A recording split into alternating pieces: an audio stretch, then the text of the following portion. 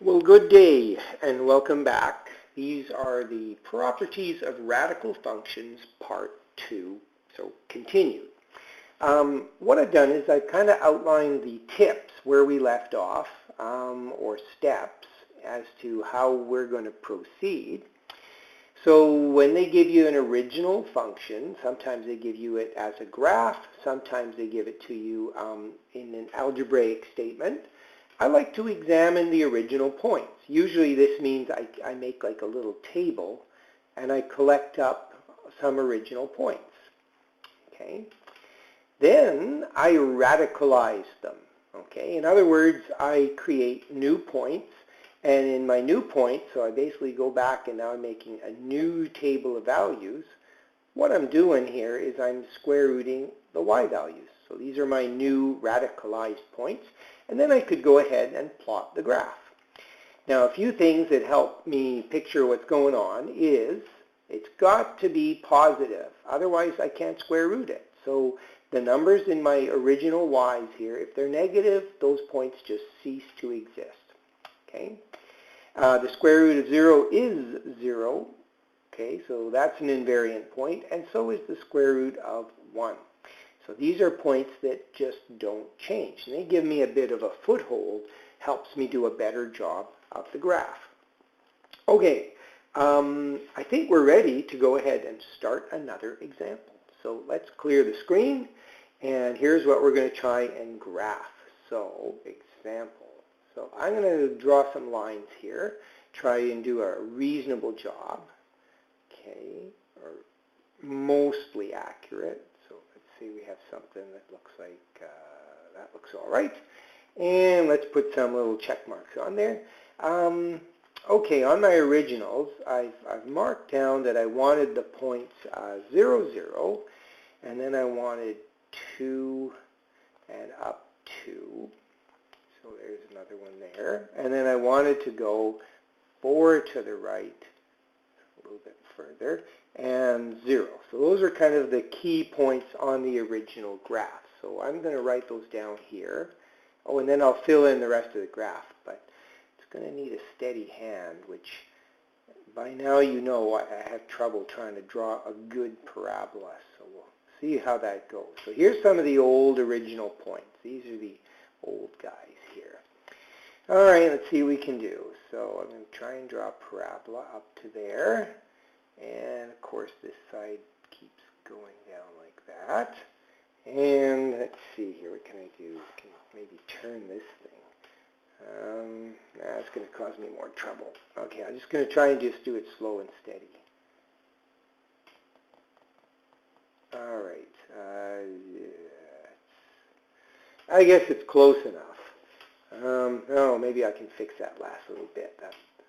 Yeah, that didn't look that good. Okay, let's see if we can do it again.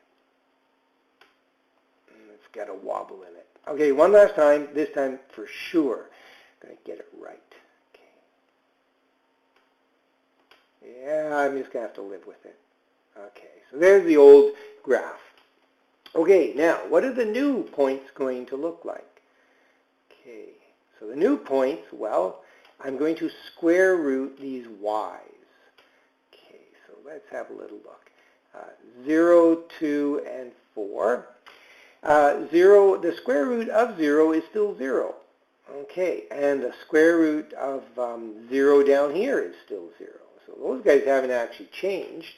What about the square root of 2? Well, we had that guy before. It was like 1.4.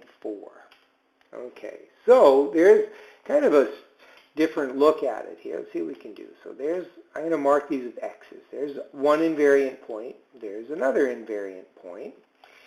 And anywhere where the y values are 1, like this guy here, that's an invariant point. And over here where the y values are 1, that's an invariant point. And at 2, I'm not as high as the old point, which is up at 2. I'm at like 1.4, so it's roughly there. Okay. Now what I'm going to do is try and do I'll see what I can do here. I got to join it through these points, right? But as we saw last time, and this is what I'm talking about, I want to do a little zoom on the beginning part of this. So this is, say, 1 and 1. Okay, the original looks like it goes up to about here and does something like this. Here's the original. What's the new one going to do? Well, the new one, because all in up to here, up to there, there's an invariant point. Okay, in this little zone, all these points have y values that are between 0 and 1. You know, like this guy has a y value of about 0.5, and this one has a y value of 0.6 and 0.7. When we square root decimal numbers between 0 and 1, they go bigger. So all these guys here should be bigger than their old counterparts. So they should be like that. They should be a little bit higher than the original. In other words, when I go over here, I got to try and draw this so that this part is above. Then it goes below. Okay? I got to get over to that guy, so it goes below. And then it continues below until I get to there. And my wobble kind of wrecked it here, but I got to be above on the last part. Okay? So I don't know if that's very clear to you, but really what I got to show is that on this part here I'm above, and then I continue on below. Okay? And it is symmetric. Okay? So the left side here is going to be like the right side. So those are very, very detailed little graphs, actually. Okay, let's just do, actually, the only thing I'm going to do is call it enough and come back with another example in a little bit. So I'm going to stop right there.